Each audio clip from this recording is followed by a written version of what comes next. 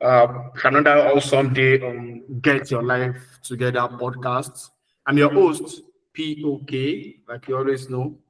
And I'm not doing this alone today. I have another guest with me. And guess what? She's a woman. Yeah. When I released the podcast about men the other day, I got some questions like, oh, what will you do for ladies? What will you do for young ladies that want to learn? You know, my podcast with Pakuma was about men, young men in their 20s. People were like, oh, how about young women in their 20s? And I was like, don't worry. I'm going to bring somebody I know has done it as well, somebody that I saw change their own life with our own hands. And then we're going to discuss Christ. We're going to discuss career. I'm going to discuss community, something surrounding women as a whole. I'm looking there because today, the person I'm bringing on, she's my friend. And one of the reasons why I know she's the best person to discuss this topic is because I saw her grow myself. People that know me when I was still in school, I used to be a very stubborn person.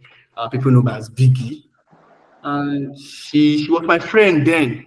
So I believe whoever can be my friend then actually saw something in me, and that's why they could be my friend. So I always respect anybody that is my friend as at that time because I believe they saw something in me, and that's one of the reasons why I'm bringing her on. And we'll join me in welcoming Timileyin, Arowosola. We call her Timmy. All right, thank you for having me. I always refer to you as Biggie. And let me just try to pull that old friend stunt. Thank you for having me, Biggie. I know you are popularly referred to as POK, but yeah, thank you for having me. And so beautiful to see how much we all have evolved over the years. I mean, we were just there in the university pursuing politics and all of that. So, and like I said the other time, before we began the conversation properly, it has always been there, just something that was raw. But God has helped us to be able to package this raw talent into something that is usable for the world, into something that people can learn from, they can learn insight from. So everything that we have been through over the years has been preparing us for this time. And I thank God that we are still able to do great things together. And I know it will continue to going to be bigger and bigger. And I can't wait for this conversation to properly start. It's going to be a lot to unpack. Definitely, it's gonna be a lot to unpack. One of the things that happened in my life is the fact that there was a time that I actually do not want to attend any church. I Wow. stopped going to church. Yeah, I stopped going to church at a time. I think they were for about a year or so, or more than a year. And when I was having a discussion with Professor Fashion Robako, you know Professor Fash. Yes, yes. Prof. Yeah, I would discuss. Yes, I would discuss it with him like this thing that is happening to me, and then it was like, okay, it's fine. It's a phase and everything. I should just be open and I should deal with it. Then I had a friend too. Her name is Joy. We call her J Max. She's a very good friend of mine too, right from old time. And she always tell me that time when I used to be very, very stubborn that in fact, that time I don't want to care. I always say, "Oh, what's my own with women?" You know, I'm not the type of man that used to women though. I can say I can count the number of relationship I had before I marriage, know, maybe two. I know, right? You get so I'm not the type that go around with women all the time. I'm too focused on maybe whatever I'm doing, like studies and or just a stubborn uh, man like that. But this lady has been telling me she actually changed my perspective about religion, and she told me that okay, how about you look at religion on this part? So I certainly do not look at. I'm currently much more dedicated in my faith now. But religion to me, so to speak, or me exploring Christ, Moses, and the personalities in the Bible is just about purpose and career for me. Wow. And Yeah. that's the first question I'm going to pose to you. What's the connection between Christ and career? Okay. So I mean, this is something that I've had to like also understand over the years because while we're growing up, I grew up in a Christian family, so I've been in the faith since when I was young until I was able to make that personal decision to be committed to the Lord myself. So I'm a Christian. Yeah. So, but there's this thing about religion generally that people sometimes they are detached from the outside world. They are detached from economics, social, and all of that, and they're just committed to religion and looking at it as that's just the summation of life. And there's this lingo at that time that Christian says that, you know, heaven is the goal. Yeah, heaven is the goal, but Mm-hmm. it was kind of skewed that what you're just concerned about is meeting your basic need, and then you just praying to God and doing all the religious stuff. But nothing is being converted to from your religious activity to affect your world, to affect the people around you, to affect the environment. But this is how I begin to understand it. Career, purpose, work, and all of that. When God created man in the beginning, the first thing that He gave man to do was a work. He put Adam in the garden and asked him to tend the garden. That's a work that God gave to Adam. So it was not first observing spiritual rights. So there is a correlation between um, Christ and career. There's a correlation between it. We are not just called, if God would want us to, you know, give our life to Christ, for example, just worship Him and all of that, then immediately we became conscious of His presence. We are trying to get intimate with Him. It would have just taken us to heaven, and then we continue our worship to Him there. But there is a purpose of which why He has left us here on earth. And if we look at history, we'll see that many of the people that um, invented great things are Christians. They are Christians. So there are things that they have seen from their work with God that they were able to translate to physical, tangible products. There is something that is called referred to as spiritual capital. What you are being what you are the spiritual value you are getting in your spirit or in your environment, you are able to translate it into a capital that is usable, a tangible resources that you can use. So for example, some people that are spiritual, like in other forms of religion, um when they do their spiritual activities, their consecration, meditation, all of those things, sometimes in those processes they come out with innovations that we are currently using right now, because you can see that there are some things that it is beyond human intellect, it is beyond human capacity.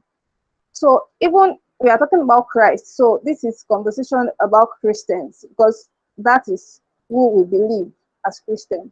So even in Christ, if Christ is to me, and according to scripture, is the Alpha and Omega of all things.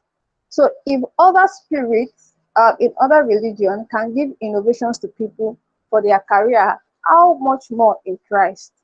Do you understand that? How much more in Christ? Yeah. Now, there is a particular passage in the Bible that was talking about Bezalel, that he had a wisdom for craftiness, for craftsmanship. And if we look at all the men that God used in the Bible, most of them, maybe not all of them, they were into a craft, one particular craft or the other. Apostle Paul was a tent maker, for example. Peter was a fisherman, for example. Abraham had a large flock of cattle and all of that. They were currently working. So when we come to Christ, it's not a thing of we are just serving God.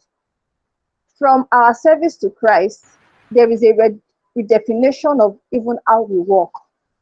So we begin to see our career as an end to give God glory. The Bible says that whatever you do, both in words and in deed, I hope I didn't mix that up. we should do it all to the glory of God. So there is a redefinition even how we do our work. Because we know Christ should um, even help us to do our work better, to make our delivery better, because the spirit that is in us is a spirit of excellence. So recently I've been studying Daniel. Daniel, for example, is that guy that had a very strong relationship with God and was an influential person in his society, even in a strange place. He was a captive in Babylon. But when they brought Daniel and his friends to the king's palace to train them for to serve the king, they saw that by what the requirement for the king service to train them, they were like, okay, Daniel, you have to eat this and that. But they were like, the way we were trained, this is maybe not the way they were trained, but maybe by the wisdom. I don't know why they had to choose the kind of food. But that went on for 3 years. And after 3 years, the commendation of the king was that they are 10 times better than their colleagues. Now, even in that Babylon, with the level of exceptional skill they have, with the level of excellence they had, and there was something else that stood out for me. In chapter 2, when God was, when they were talking about the people that came and they were describing Daniel, so God gave them gifts. But God gave Daniel the gift of visions and interpretation, dreams, vision, and interpretation of dreams and vision. Now, I now saw when I read further that God gave him that dream for a purpose. Every dream, every king that, maybe not every, but most of the king that Daniel served with, they all had a dream that needed an interpretation. And everybody in that palace, the wise men, the magician, the astrologer, the enchanters, the wizard, whatsoever they are, they could not interpret that dream. So when God was giving Daniel that gift, he gave him for a purpose. And it's for the purpose of serving the kingdom, the government of that day, to the end that God will be glorified. Because at the end, when every king that interpreted dreams for, they came to the conclusion that the God of Daniel was the true God. Nebuchadnezzar, Belshazzar, everybody, they came to that conclusion that the God of Daniel is a true God. So there was an economic relevance to the dream, Yeah. to the gift, to our work with God. There's an economic relevance. Even for Joseph too. The purpose of him interpreting dreams was not just to understand his own destiny. He didn't even understand his own dream. But it came to the point where that gift became a service to the government of the day, and then it saved the whole world. That they were able to Yeah. interpret and get wisdom, not just interpretation. They were able to get solution as to what to do to prepare for famine. As we were explaining these things, I was just smiling there. You know, I was smiling. Okay. I recorded a podcast that is yet to be out. And Wow. in that and in that podcast, what I was saying here was that every man, all of the men that God used in the Bible, they had the discipline, they had the skill, they had work. Yeah. Anyway, now going on and on about this thing, I was like, that is it. This is what I was saying there. And the podcast is yet to be out. I mean, most likely this podcast will be out before that month. Wow. So that's one paramount thing I actually want to pick out, because so many people always think, especially in Africa, Yeah. and then some women always think, when I have Christ, when I have the faith, when I have the religion, for example, I want to pay my child bill, God will provide. Mm. God will provide is not a revenue generation scheme. It's not No. real. Yeah. No. You So God gave you out to work. Hey God, it's not. yeah.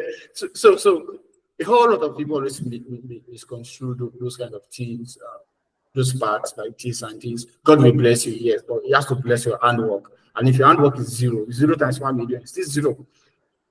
So, having established that there's a connection between Christ and career, which you have done. Now, I want you to link career and then community. And community being that I define communities, I start from um, the least mode of community, which is family. Family, And yeah. I believe women governs how that particular mode of community goes. If a Mm, community may be doomed, it comes from the women. It's going to be right because single fathers cannot build a very good community. Single yeah, mothers cannot build a very good community. It has yeah. to come hand in hand. But of course, the woman governs majority of the things that happens at home. They nurture the kids. They know when everybody goes out and everybody comes in. They know everything. They know all of the kids. They know the husband. They know everything. So, how do you've been able to establish it that Christ's religion should reflect in your work? What are those traits that you think men and women should look out for to be able to see that, okay, Christ is reflecting in this community, in this family, so to speak? So if I'm a woman now and I have a community, which is my home, my family, let's start from there. What are those things I should do to bring Christ, to actually let that Christ reflect in my home? Okay, so I'm not yet married, but I'm going to say this here. If You are knowledgeable. and I I know believe you. that I believe that it might ruffle some feather because the generation that we are currently, there have been a lot of distortion to truth, but the truth cannot be destroyed. The truth is the truth. The first thing I believe that as a woman, in that perspective, is submission. That is one core thing that has to reflect in you as one that is submitted to Christ. Is submission, submission to your husband, submission to the Lord. I know people say balance it a bit and all of that. I'm talking to the woman now. Like that's the question. So the first thing is that there is a trait of submission that you must exhibit. The Bible has given an order. The Christ is the head of the church, and Christ is the head of the man, and the man is the head of the woman. That is his wife. So how we know? Because for the Bible to specify submission, um, it means that it is something that is not obtainable in the world. If you observe that the reason why people fight this thing, there are things that people will fight because it is anti the nature of the world. It is not the way of the world, it's the way of the Lord. That is why there is so much contention about the issue of submission. Another reason is because it has been defined in a way that it is not the original. So people have described submission to be like fake humility, you're just trying to say, sorry, sir, yes, sir, and all of that. Submission is coming into agreement with the one that God has placed over your head. So you are not doing anything outside of the agreement you have with that man. The Bible says that can two work together except they agree. So because as a woman, probably in career and all of that, you have the tendency, you have drive, you have motivation to do something. But then in doing that, it can affect your home if there is no agreement between you and your husband. And sometimes the agreements might mean that you have to sacrifice some part of your time, you have to sacrifice some part of your growth at a particular moment so that the family can be together. The woman is a natural by nature. At a particular time, my friends and I, they always try to argue that fact out, that it's only the woman that they are calling a natural, blah, blah, blah, blah, blah. I personally believe that there are certain traits that you can find in a man that is very dominant, and there are certain traits that you can find in a woman that's very dominant. It is just the gift of God. There is nothing that you can do about it. Let me give a quick example. So, yesterday, yeah, I was listening to Caller I Know. Biggie, I think you know Caller I Know. And Yeah, then I know him. okay, so I know him. The he was guy. having this interview with Fatu, and Okay. they were discussing about an incident that happened with Tribe Agric in 2020 when the ships went down and they're trying to revive the company. His investment was there. So it said that they brought this woman Adia from MTN, the CMO of MTN, Chief Marketing Officer of MTN, and she was the one that came to stabilize the crisis. Then Fatu asked him, "Why did you bring Adia?" He said that he brought her because, first of all, she's a woman. And he said he understood the power of a woman to bring stability in crisis. Yeah. That is not being a alpha male, or I don't know what they say, it's like all those things. It is a recognition of something that a woman has. Yeah. So in some other situation, it might be a man that would be most suitable to handle the task. So it's not a matter of superiority or inferiority complex. It's a matter of, okay, competence, natural competencies. Who can do what better? We have this situation, and then so the woman is naturally a natural. That's why God gave you the womb to nurture the child, not the woman, not the man. There are things that in our physical attributes are pointing to something within us that are intangible attributes. They are not just there. They are like maybe symbolism or something.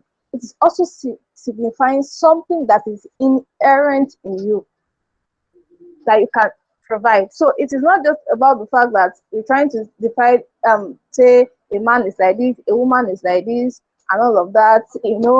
All this conversation about I'm feeling like a woman. I'm not feeling like a woman. It's the devil. You're a man. All right. So yeah, so there is that the ability to nurture, the ability to bring care to the family. That's one of the things that also make a woman to stand out. The woman also has something they call intuition. They have intuition, so they are able to just know things. They are able to pick things. I've heard several men say that um when they want to make decision, they have to tell their wife. Sometimes when you say no, it is no. And Yeah. if you understand what your superpowers are, you are able to nurture them. Sometimes the woman has the power of influence. So we are taking it in the context of Christ. But if you take it outside Christ, that power of influence will become a manipulative power. Yeah. It on the negative. So you must trust that you first of all recognize I read a book a while ago, The Power of Being a Woman. What are the things that I possess as a woman? And I can now allow God to begin to polish it, take away the side effects of this natural ability, and bring them to the table to help my family grow, to help my community grow, to help my husband, to help my children around me grow. So Yeah. that's what I want to speak to that. Wow. You see the beauty of having conversations like this is they bring a new perspective to you about things, especially the Bible. The Bible is Oh, a book I'm personally exploring because I know I'm stubborn, so I need enough facts to believe something, to really believe something. yeah, But having cited some example on this podcast, especially when you cited the example of work at creation, the first thing was work yes, before before religion and then before community. yeah, It is the career. And yeah, that is why I believe every woman should still have a career. One of the things I tell my wife sometimes is, see, you are an helpmate, yes. But the thing is, if say your husband, your partner, or whoever you're with is, let me say, a billionaire, for example, for you to be able to support him, It means you need to grind yourself in the things that person do. Yes, That's when you yes. be a very good. That's when you be a supportive partner. Whatever you like, you should learn. Maybe you have to handle legal things for him, you handle finance for him, you handle whatever you're handling for him. It's because you've been able to grind yourself. So that's my argument most of the time when I tell people that okay, you don't have to kill the career of a woman or of a woman for her to be a good housewife. I don't know what you have to say about that. You don't have to be a career woman. I want No, to you get don't that have to right. kill the like I said, you don't have to kill the career of a woman before she can actually function as a good mother at home. Exactly. I think the issue is what we think housewife is, because uh, in traditional way, we've seen a housewife to be like a domestic woman, like she's domesticated. She can cook, she Mhm. can, I should be able to do all of that. I can cook, I can try, I can clean the house. In fact, I like to do my chores, clean the house every time. But because we have like to be an housewife is being able to do all of that. So there are some men that will say that she can't be a career woman, she has to be at home. No, like we already established that God gave us work. Everybody has something that they have to do. Everybody on earth. They have something that they have to do to contribute to God's agenda on earth, to contribute to this earth, to contribute to their husband, to their wife. So I don't believe, and we have enough example. The issue in our generation is that we like to look at where it is not working. Hmm, We, it's not yeah, working. that's where we are Focus like on to. it. We have to focus on where it's not working. That's now the topic of the day. Like somebody will say, so like a tweet that said that your parents married that has been working for 25 years, you did not focus on it. So the issue is that we like to say, why not look for examples of career women that are good mother? Why not? Why not Mhm. focus on it? So it's very possible to have those two extreme in balance. But then, like I said, it depends on our understanding of what an housewife is. You can be an housewife, a full-time housewife, and not necessarily be a good mother. You can be a Mhm. full-time housewife sitting 24 hours and not being a good wife. So you were saying something that is being able to support the vision of the man, being able to support the man, being able to care for the man, nurture the family. That's your assignment. It's not really cooking. What if we are able to set all of that in place? What if they are able to get a maid to do the not a maid, a domestic staff? Yeah, that works better to do the job. What if? So would you just sit there as a housewife, sitting at home 24/7, doing makeup and going to O and there without contributing anything? No. Even being a mother is a job. Being a wife is a job. Mhm. A To big learn how job. to big job. And being an executive mom can coincide with being a good wife. The Mhm. issue is that we have not sat, like I said, when we are looking, and then the knowledge, the mindset. I was listening to something by one of the person that mentored me by Promzi. Uh, so she was talking about how believers should invest in the mind. That is where the game changed. I was talking to somebody that is in a relationship now. How are you preparing for this relationship? How are you preparing in it? How are you preparing to be a mother? How are you preparing to be a Mhm. how are you preparing to merge your job? And these are the things I'm passionate about. Living a balanced life. Like you can see me, I have this great executive presence. I'm a leader. I'm Mhm. that, but you can still see me as a wife. The skills are different. What you need for Mhm. both is different. So when you come, that's why we talk about submission.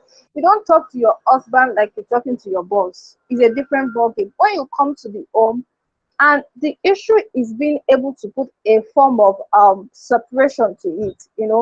When you leave the office, for example, we're having this conversation somewhere the other day, and then we talk about being able to compartmentalize. So when I get Mhm. home, there's another level of energy, a kind of energy I bring for my children. There's an energy I bring for my husband that makes them Mhm. feel like I'm their wife. Do you get? So Being able to learn how to merge the thing is actually the problem. And to do it perfectly, first of all, check out the models out there. Ibuka Awoshika is one of the models that I really look up to. She's passionate about things like this, and she's still in her marriage. So there are Uh-huh. people that Uh-huh. see them as your boss, but when you see them with their husband, they're like baby girl. Yeah. It's they are Very not correct. natural. And when you see me with my friends, I'm not married. I'm the baby girl that I am, very childish. But when you see me at work, I used to be the team lead in my organization, and I lead men. They are just men in line. Yeah. I get all the yes ma, hello ma, all this kind of thing, and all of that. But when you see me with my friends, Timileyin, what's up, bounce, all this kind of thing. So Yeah. I get it. there are skills to this thing, and for us to excel in it, we have to desire it first of all. Desire Mhm. to merge both is, see, this generation, people are not like looking for anything. They just want to be one. They just want to say, okay, I am a career woman. I cannot carry baby because Kim Kardashian did not give birth to a baby. She gave birth to surrogate mother. I used to think about it. How did our mother did it? How did they do Yeah. it? They gave birth to 4 children. Some of You them did know, well. Yes. one of the things, just trying to chip in something. One of the questions I always ask people is, what is your source of knowledge?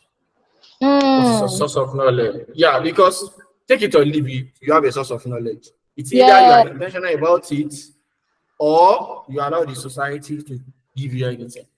It, Yeah. we, we are growing. Whatever we know today, we got it somewhere. So that we Yes. learn it intentionally or indirectly, somebody chipping, yeah, taught us those Yes. things. Learn it Yes. from the Bible, from books, from the movies we watch. From We social pick up media. knowledge from, yeah, from social media.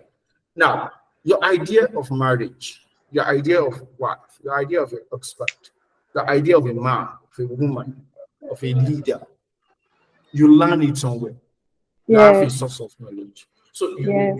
you either become intentional about your source of knowledge and you go straight to pick knowledge from those things, or you keep on staying Peter Pan, and then Mm, you allow the society and social media to feed you whatever they mm, want to feed you with, and then they mess up mm. your mind. Because that's what came to my mind when you said invest in the mind. It struck me because I know whoever does not invest in the mind. Okay, you said it starts from being desire. You have to desire it. Then when you desire it, you now start investing in the Yeah. mind. And that's what I wanted to buttress to touch on. How do you invest in your mind? Maybe you can mention some books you've read, or maybe some Bible books that you are reading. Me personally, they say we are reading Bible. I don't. I'm not. I'm currently not reading it as a whole book. I'm Yeah. reading it as the 66 books separately. I'm a Yeah. kind of white person, so don't Yeah. mind me. But Yeah. No, that's as a fine. woman, yeah, as a woman that is listening to this podcast about faith, about Christ, career, and community, which is standing for religion, your career, and your family. How should that woman invest in her mind in preparation for the day? Okay. So, the first thing is that when we're talking about investment, and then Biggie already talked about sources of knowledge, and for us in this generation, there are a lot of sources, a lot of it. And if you're not careful, you can be misguided. And that is why it's very important to have models, like godly models. Because if their life turned out in a way that you are desiring to live like that, you want to find out where are they sourcing their knowledge from? What are they reading? Who are they listening to?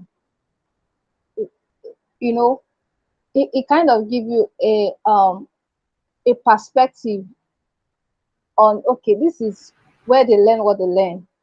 Sometimes my pastor will push a message and I'll feel like, okay, I feel like he listened to this person. And at the end of the day, he most time confirm it on the pulpit. He does not hide his source of knowledge that these are the people I'm listening to. So you can trace some of his utterances, some of his results. My pastor can, you can see him tomorrow and today rather, and tomorrow he has changed. He has morphed into another person. I mean, he has grown.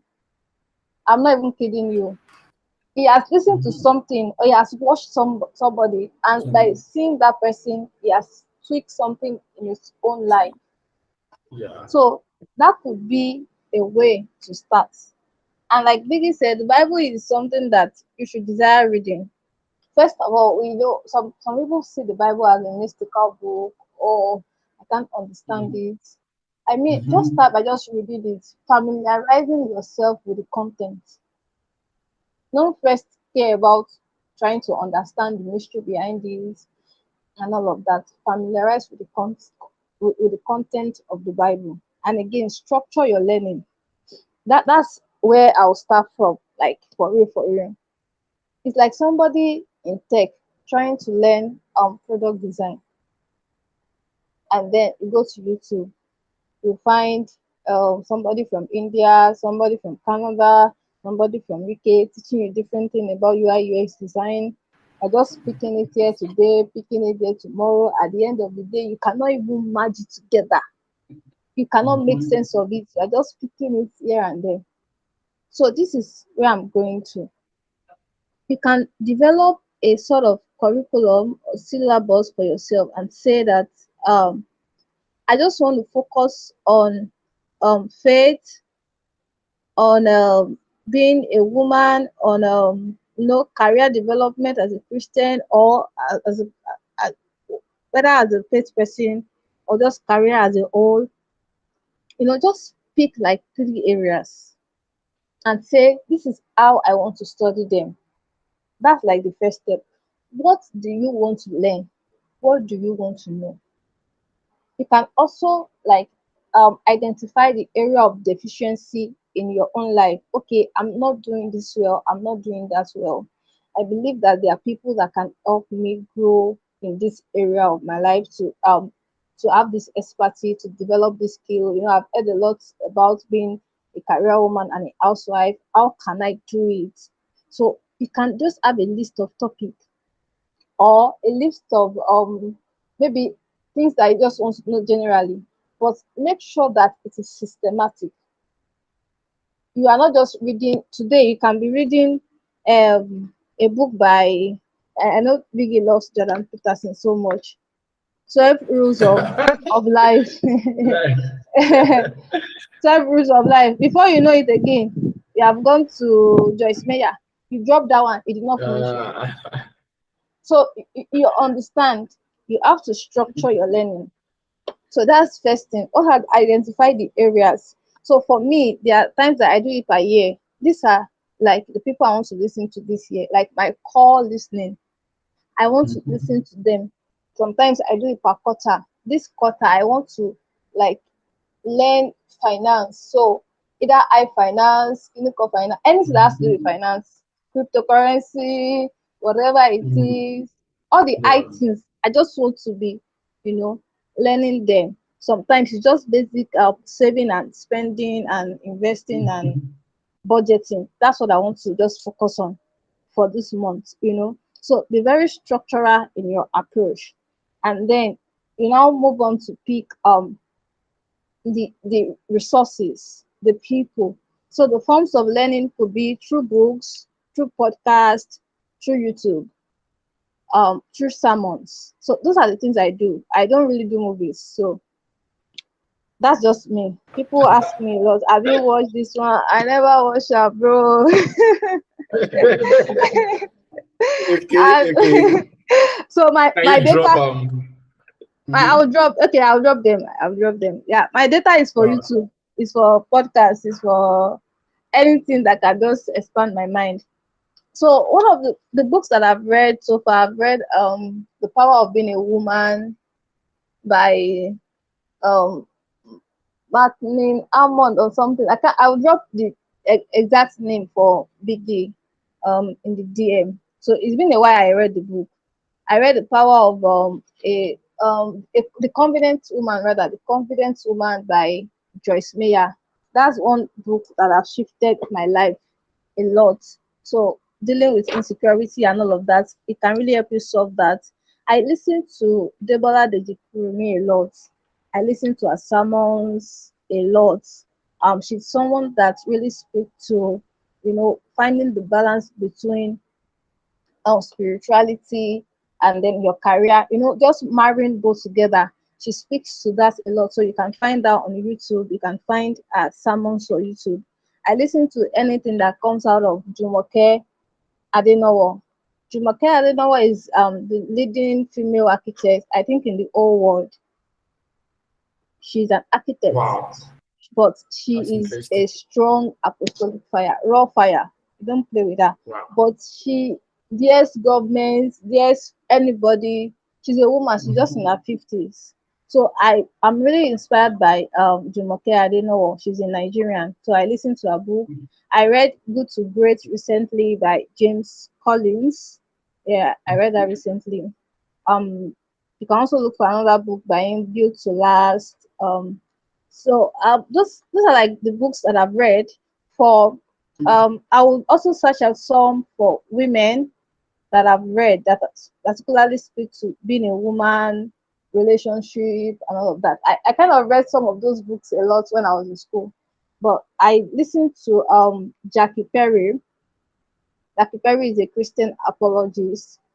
She does podcast, marriage, relationship, Bible. She teaches the Bible a lot. So Jackie Perry. So she's also one of the people I listen to.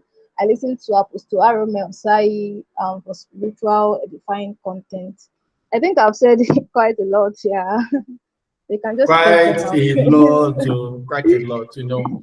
I believe the women that will listen to this podcast will be blessed Yeah. by this recommendation. I get a lot of questions, and most times like, what book would you recommend? I do not know because I Oh, do not. there's a woman, in the richest black woman in America. Wow. I'm trying Wow. to find her name right now. She just started like talking like that, but she has money. She Mhm. has, so you can check her out. She has a lot of wisdom. She has a lot Wow. of wisdom. Th- That's good, though. That's good. I get that from many women. POK, which book can I read? Which book can I read? You guys have heard it now. Timileyin has given you a lot of options. So go out there, buy those books, and start reading. So, Timmy, let me go to undergraduate days. Okay. I saw you. One of the things I admire about you is how you were able to navigate male friendship. Hmm. Why not going romantic? Yeah, it's people are the for example now when we were in school, we were close, I and you. But of course, there's nothing romantic between us. Just friendship and just platonic. I remember one of my election, we came to vote. If they ask me anytime, any day, similarly, I know you had my back. You know, Yeah, sure. schedule. I know you had my back. That's friendship. That's the kind of friendship you get from guys. As a guy, your friend had your back. So, but majority of relationship in undergraduate has to go yeah, between opposite gender has to go romantic. How should a woman in undergraduate navigate this? I believe that is the biggest distraction for Yeah. women in school. That's the biggest. You get them in droves. You get married guys, lecturers, single guys, guys with money. Mm. You get them in droves. You get them in droves. Some of them just want sex. Some of them do not. Some of them want to go this. Some of them want serious relationship where they don't even know where their life is going to end. But they are telling you they want to marry you in 200 level. A guy Mm. that still has about 16 carry over himself. Very confused guy. Wow. So this is this things happens a lot. But I want you to speak on it. Maybe maybe just somebody in undergraduate will pick a lesson from this because how were you able to do it? Managing male relationship, managing male attention, being the JCCF mama, Sister all Scott. those sisters, all this attention on you, man. Because I know guys, men love quality. I'm a quality woman. A woman that can be JCCF, mama, sister, pod. Yeah, a quality woman. Even in the Christendom, I know you will get such attention also. How were you able to navigate these things and still come out with flying colors as far as academics is concerned? Thank you very much, Vicky. That was a great question. That was one of the. I think it was maybe a problem that people had with me when I was 500 level. That how are you able to Mhm. have so many male friends, and then when I this is like a inside is a classified information, but I can say it now. When I got into JCCF, and then Mhm. I think somehow my predecessor they found out. I don't know what it was, but it has something to do with me being friends with male, and they found out Mhm. that so they had to warn me, blah blah blah. I was confused because I've known this guy since when. I know when I was in 500 level, ID, one of our friends, the best student in our class, Mhm. would come to teach me in the secretariat because I was Mhm. busy. So the first thing is that I think thinking back, I had like a awesome relationship with my dad. So he kind of helped me, and then I saw the way he had relationship with people without any scandal, Mhm. without any scandal. So we were Mhm. were brought up with that idea of relating with people, you know, holding people in high esteem and with no Mhm. string attached. That's first thing. But then the second thing is having a strong identity. Uh, I, Okay. I I came to the point where I know who I am. I know who I am. I know Mhm. what I am worthy of. So sometimes the reason why people just dabble into relationship, they model things up is because they don't know what they are worthy of. They don't they Mhm. don't they don't they didn't place premium, value, worth on themselves. So they think that they're just worthy of anything. Anybody that comes is okay, it's fine. And there is this also issue. I just want to be very fast with it of being old. So people Mhm. are battling with traumatic experiences. They are battling with insecurities. A lot of issues that anytime they get someone to give them an attention that probably they do not think they deserve or they have always been craving. You understand? So people that have gone through some kind of trauma, they want to have this Mhm. attention of the guy around them, they want to feel loved and all of that. So because they didn't have that, when anybody start coming around, they kind of think that, oh, this person, I can be with this person, I can love on this person and all of that. So those are some of the issues. And how did I get to that point? So in 200 level, like we're talking about investments in the mind. I got to a point where then I used to listen a lot to Apostle Joshua Selma. So, but I got to a point where I was still very much introverted. Then now I socialize, but I got to that point where I had a a defining moment, a light bulb moment to to place premium on people, to place premium on relationship. So I said, let me understand what this thing about relationship is. I think I had a whole book that I studied relationship. So one of the sermon I listened to then is Understanding People and Mastering Relationship by Apostle Joshua Selman. Another Mhm. one I read was by Miles Moreau. It's about relationship. So in that book, he was trying to classify the different kind of relationship. So casual relationship, intimate relationship. So those resources, those are not the only ones I read, gave me a solid understanding of how to categorize my relationship with people. So I knew who my acquaintances are, who my close friends were, who my casual friends were. It kind of helped me to be able to have friends with male without thinking. I'm not even thinking romance. I'm not even thinking romance. So it's not even top of mind for me because I know that you are a Mhm. gift to me. And I can tell that all the male friends I had in school were like one of the top 10. You guys, let me blow biggest trumpet on this call. On this podcast, everybody. Biggie, my friend, they used to buy me clothes. Oh. On my birthday in 2019, they connect together. They just call me, see me come to so. I carried my friend Sarah, and then they went to Sunview. Is it Sunview? That hotel Yeah. in Yeah. Akure, and Yes. they spoiled me with money. I don't want to tell you the amount. At that time, now it's still like 100K. So, but I Mhm. understood the value, and I had to change my circle of friends at that 200 level too, because I was not performing well academically. So I need to be in the circle of the high performer. So I changed. Yeah. A goal of being in that relationship.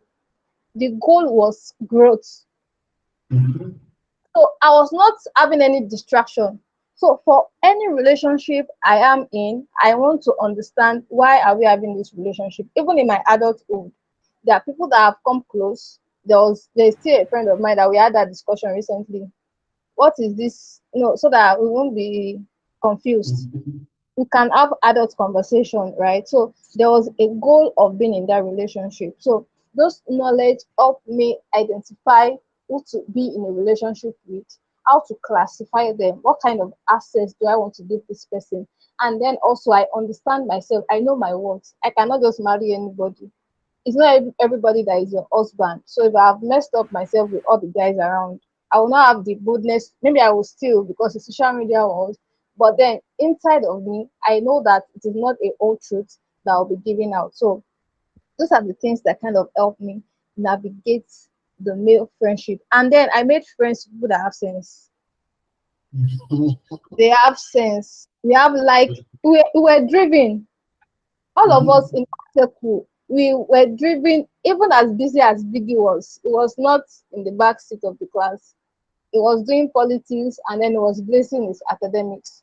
So all of us were driving together. Now only me and Biggie and maybe this never come up for Nigeria now we go to come out. So there was a goal for that friendship and I understood it, they understood it, and we stay within the boundary of our friendship. That's awesome. That's awesome. Guys, you have it.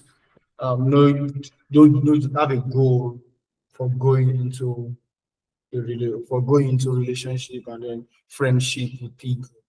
Have a goal actually, and then what you were explaining this thing is what this guy always called Les Brown. He always call it OQP, only quality people. So Only if you quality are people. yeah. So if you're going into friendship with anybody and you don't want to be distracted, only quality people. Can be another garage woman and then you want good academics and making friends with somebody that's going to club every now and then definitely is going to distract you for sure. So know what you want. I always tell people what you say you want is different from what your action is saying that you want. Yes.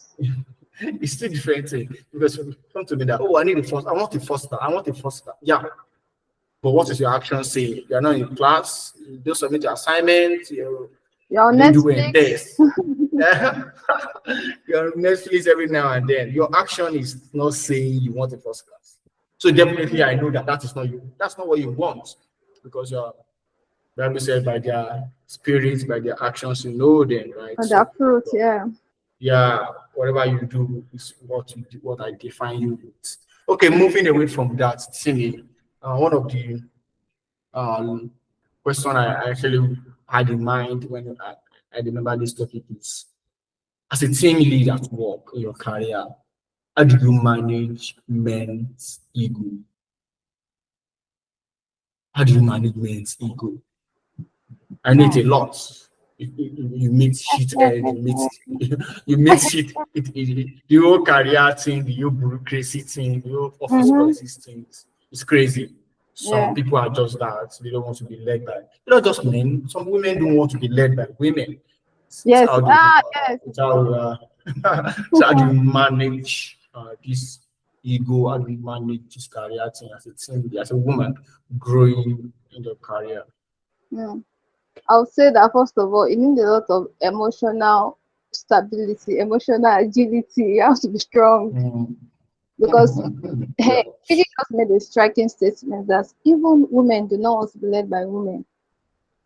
So let me start from there. There was a conversation we had during International Women's Day with some set of women, and they were asking them, "Would you like women to lead you?" All of them in the room, most of them saying, "No, I don't want a female boss." And you're also a female. So if you want to change the narrative, it starts with you.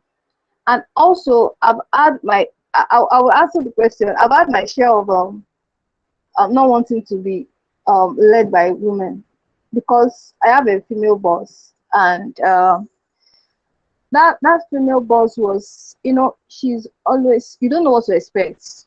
She was not straightforward. You can't say because our emotions are, ah, God, thinking about it is stressing me out already. She can be this today and tomorrow that.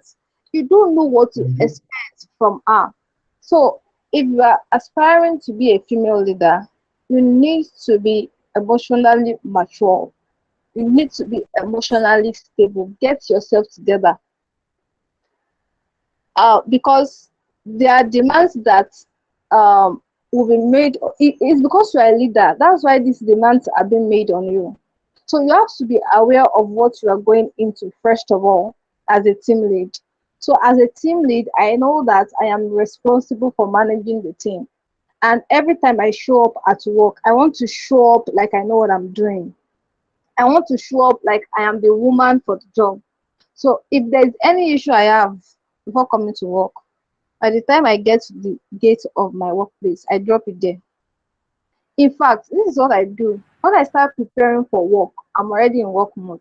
So I'm thinking the task, the deadline, blah blah blah blah blah. Let me give this example. So we were running out, we are planning a program. So I was one managing the program, and then we already gave a deadline to a particular task. This task is for a man. So, and then it was 9 a.m. the following morning. And from my house, I'd been thinking that by the time I get to work, this deliverable should have been ready. It's not a conversation because we all knew what was at stake. And I got to work, I was expecting that the deliverable should be ready. The guy said, no, I asked him, he said, he gave an excuse that because of this and that. Okay, can we do 10? He said, okay. And then by 10, he was still dragging his feet. I was like, I'm sorry, please. We gave this instruction, we all agreed that we want to do this, and then you did not do it. And then he was angry and all of that. So later we had to settle it. So one thing is that men like to be respected. They like to be respected, even if you are their team lead. So one thing that my team member always say to me is that I like the way um you respond to me. I like the way you appreciate my work. I always want them to have their accolade. So if you do something for me as a team member, even if we are chatting, I'll say thank you, Biggie. Like I put your first name. So he said to me one day, I like the way you say thank you, Biggie. Thank you for getting the job done. And when it's time to share you, I share you. There's no, we are here for work, we are here for business. But there is a striking Okay. balance for between what I want to them to get done and treating them as human. So there's I try to respect them a lot, give them a lot of respect, make them feel valued and appreciated. So if there are things that they don't understand, I make it known to them. I'm sorry guys, we have to do A, B, C, and D. And there's also a thin line between being a manager and being a boss.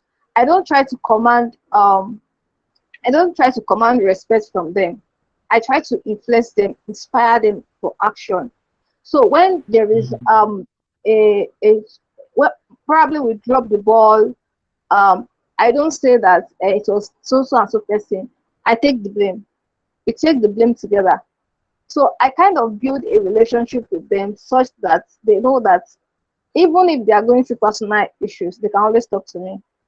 But I can always call you out at any point. So the balance is understanding how to treat them as a human being serving you on the job, giving them the necessary respect, appreciating them when necessary, making them feel valued, being transparent with them as the leader in the team. And there's also a thing that sometimes it could be that you are dumping all the work on them, you're not getting involved. As a team lead, sometimes you have to get your hand dirty in what I do. You have to also get your hand dirty. It got to a point where my team members, before I say, hey, they've done all the tasks, I'm like, guys, wait, I know that you can do all the tasks, but I want to do this by myself. So I'm not just dumping everything on them and not getting involved. So that is one way to deal with it. The other way is that people will always throw rubbish at you. Is giving, but you have to learn how to respond. You must learn how to respond. There is something that has been associated to a woman. They always assume that a woman is always rude. No, you have to carry yourself with grace, because they are coming with that mindset that if I do rubbish, she will also do rubbish. I won't do rubbish with you. You will not teach me how to respond. In fact, if you are acting abnormal, I'm not going to act abnormal. Your own abnormality is not going to affect who I am. So that kind of just amaze people. You are talking to me anyhow, and I'm still responding to you gracefully. Though I'm trying to make it so that what you did is not right. So you have to expect that people will do things that are not kind and not wise. Have it as an expectation. They will not always accept you. But how do you respond to them in that situation? Do you want to give gas for both, or you still want to carry yourself with grace and excellence while responding to them in that situation? So I feel like those are some ways by which you can handle it. Wow. Thank you so much, Timileyin. You've done justice to these questions with love, grace, and intelligence. You're somebody I respect a lot right from time. And I'm happy that you've been able to come on this podcast to share your experience, share your knowledge. And I hope people just pick up some lessons from this, not just today, not just tomorrow, from years to come. That's the Yeah. purpose of recording this. So I'll be asking you some questions. I ask my guests some fun questions at the end of the podcast, and then I'll ask you the last question for the day. So this Okay. question are just a this or that question. You don't think Hey. about it. You just give your answer straight. Okay. So are you ready? I'm getting ready. Okay, let's have it. Okay. Business or 9 to 5? Business. Books or podcast? Books. Apple or Android? Android. Hmm. But I go African use Apple, braids, sha. African braids or wigs? African braids. Yeah. Yeah. But I use wig.